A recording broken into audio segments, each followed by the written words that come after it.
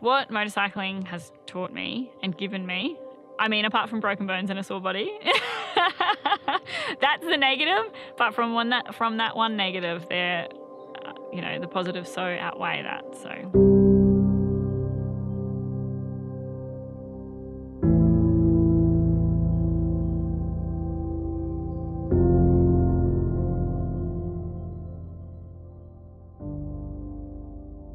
I have been racing enduro for about 15 years, racing at a national and international level for the last 10 or so. I've had a lot of success. I started riding when I was 12 on an old DT175, which my dad still has in the shed. It's great. I then started racing at about 14 on a dunger. And then it just grew, something that it was a really progressive thing for me.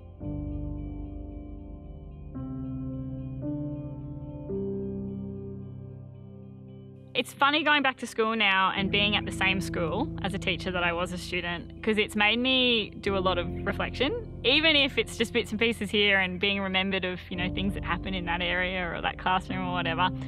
But when I was at school, I had no idea that I would be where I am now. I was going to go and be a lawyer, finished the law degree, and then went total opposite way and raced world championships and, become a professional motorcycle rider. She graduated from Gympie High in 2006, so it's lovely to see that a former student has gone on to further study, success, and then has come back home to Gympie High to finish off her studies as a teacher. She's for us, it's a privilege. Jemma's a wonderful person, so whether she was a world champion or not, she's going to be a great teacher, and we're happy to have her on board. And particularly because she is a wonderful female role model. With a number of our high-profile sports in our community, they're male-dominated, and to have a world champion female in a male sport really is a massive, rap to Jemma, but also it's a huge asset to our school. Her talks on being able to set your goals and dream how you want to, and then work hard towards that and strive towards that have been really engaging for our kids, because they are really interested in her story and her success, and it's great that she's a kid from Gympie who can tell kids from Gympie that this is achievable.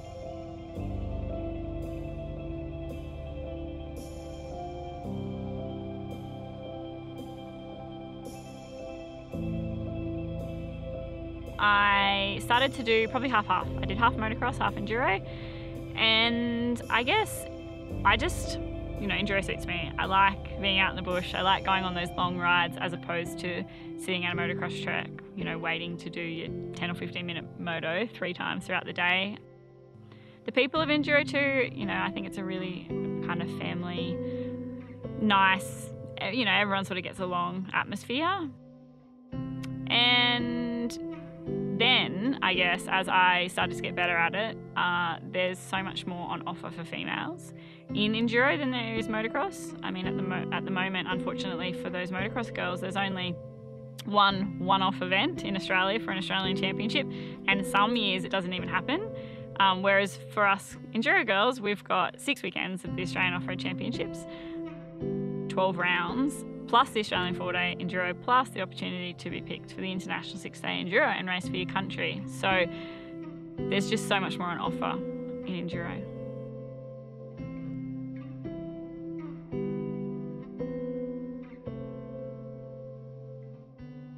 In the beginning, lucky I had the support of my dad. He was the driving force behind it until I finished my first degree. So 2011, I finished my law degree, and it was you're on your own or it's not happening anymore, which was absolutely fair enough, and I'm glad that he did that.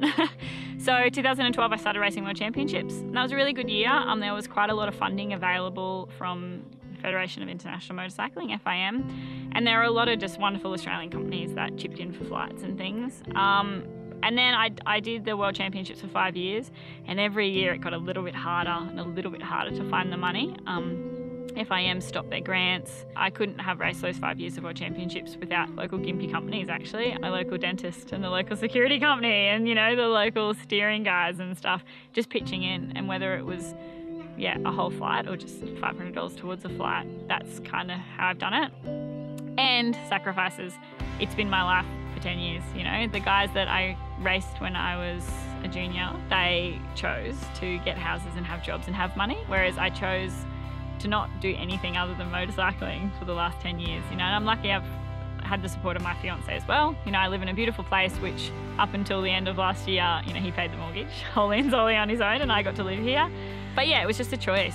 I've loved, and I wouldn't change it. You know, I'm 28 years old. I don't have a dollar. I've never bought anything, you know, of big worth on my own. I've always had to, yeah, get help somehow. But that's the choice I made, and I wouldn't change it.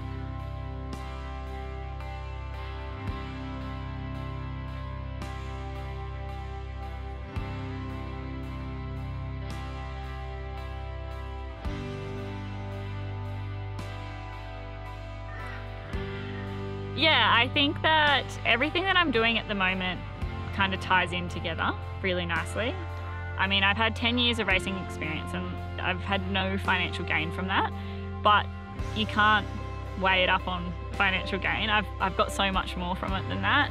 I've, you know, had so many experiences and done so many things and learnt so much. A law degree, which now has enabled me to go and do the quick, you know, 1-year graduate diploma in teaching. And coaching, you know, I've been coaching for about 5 years, but more so in the last 2, and I really, really like it. So when I was trying to decide what I was going to do, I kept coming back to, of all the different part-time jobs I've had, because I've had a lot, the teaching, I worked as a teacher aide quite a few years ago now too. The teacher aiding was probably the most enjoyable. So I ended up doing secondary, just course, and it turns out that's exactly where I want to be. Yeah, the adolescence, I was always kind of thought, oh no, I wouldn't want to teach adolescents, but being in the classrooms from year 7 to year 12, you never know what's going to happen. You get to be up in front of a class of people whose lives are literally just beginning for them. And I love that young girls look up to me and see that there's opportunities in this sport and in the world at anything. I'm super glad that I'm in this position, and I'm really looking for ways to get involved in that role model area. Yeah.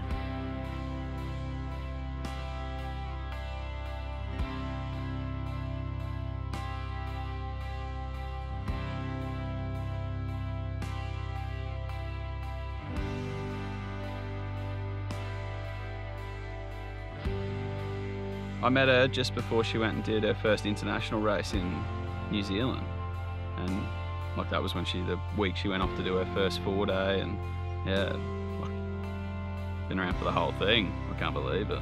Just opened my eyes to so many things. She's just not what I was used to. I didn't really want to travel. I wanted to buy a house, but like, she's just the hardest worker I've ever met. She just picks something and goes for it. Like, it can seem so impossible. Like doing this degree this year, I couldn't believe it.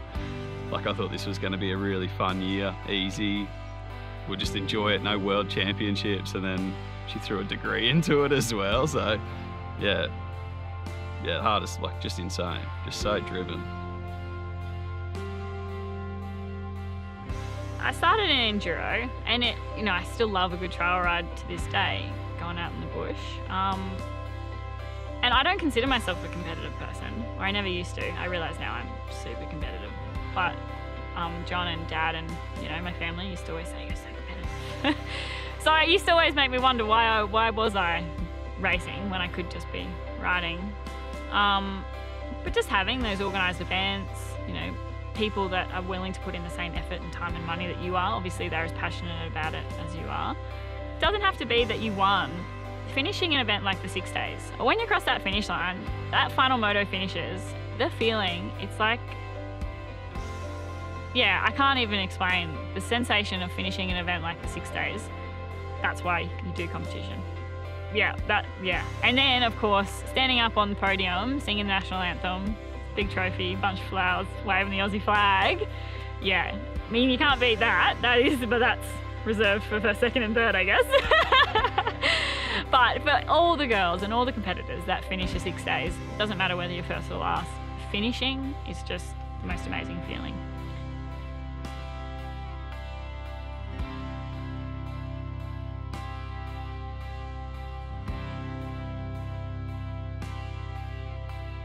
I loved going to the Worlds because it was a challenge. worlds are insane. There are sections that give you nightmares. Everyone is so stressed out. Every rider is so stressed out. They're trying to achieve the best thing. And if you're, like, you learn real quick that if you're involved in it, like emotionally, if your family, loved one, anything, you get emotional, and it can be really easy to get upset at them when they're upset at you. And so I just pretend like I'm just there doing my job then, like it's just work. We just get our job done. It is such an emotional roller coaster. It's, yeah, insane. John puts up with me at these events, and then, you know, he'll tell me all the horrible things I did and said. But he's so good to put up with it and then let me make it up to him later. And she's so stressed out and like wound up, but like it's just her trying to achieve something that is like virtually impossible for most people. So like it's hard, but exciting at the same time. She could do it all. If I wasn't there, she still does it, but I just try to make it easier. You're on the bike 7-8 hours a day for the first 5 days, and then a final moto on the last day. And yeah, in just one day, you can go from loving life and stoked to be riding around in France to wanting to go see your bike off a cliff and never look at one again, to back to loving it again. I've said it a million times, to do an event like a 4-day or 6-day, you've got to love riding, because you wouldn't dare to sit on a bike for that long. But then even then, it's still pretty up and down. I've started 7 and I finished 6. I DNF'd in Finland in 2011. My chain snapped halfway through day 5. And it was brutal that 6-day too. So to be that close to finishing and not quite was a real shame. But the rest of them I finished, and yeah, we've won the last 5 in a row as the female women's team, which is amazing. And yeah, it says a lot about what Australian Enduro has to offer, that our girls, myself, Taylor and Jess, can be that far above as a team the rest of the world. But every year the gap closes. So 5 years ago we won by hours. This year we only just won. Women in Enduro worldwide is really escalating, which is fantastic.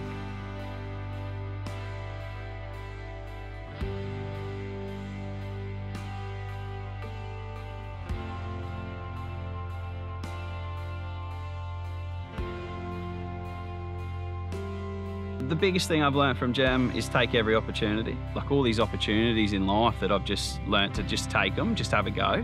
I never knew that skill in life. Like I didn't know that even existed, to just have a go at something. Yeah, she's incredible for that. I don't know what next year's gonna bring, but yeah, I'm really excited about it. Actually, I do know, I'm finally getting married to John.